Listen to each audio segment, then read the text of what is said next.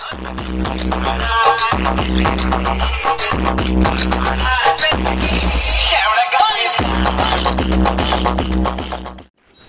बंधुरा welcome bank to my YouTube channel. तो आज के आमी सानटी जाच्छिलाम सुमन म्यूजिक प्रो देखते आरसीएफ सेटअप 4/4 सेटअपे छिलो डायनामिक 4 मिड और पप बेस। तो सेई सेटअपटाई आज के देखते आमरा जाच्छिलाम। नारायणपुरेर एकटु नतुन सेटअप करेছে तारकेश्वरेर मध्य 4/4 सेटअप। सो तोमरा भिडियोटा देखते थाको, सेटअपटा केमन बाजছে अवश्यई कमेंट करे जानाओ।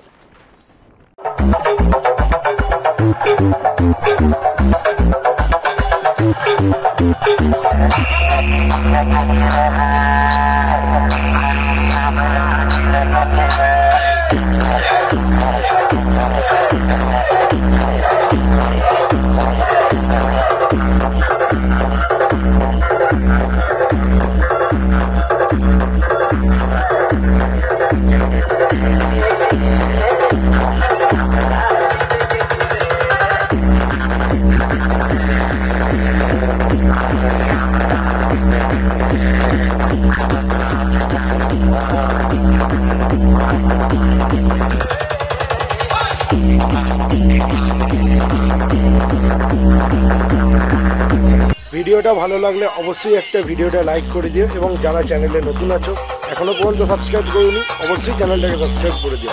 এরকম ভিডিও তোমাদেরকে যতখানি পারবো পৌঁছে দেবো।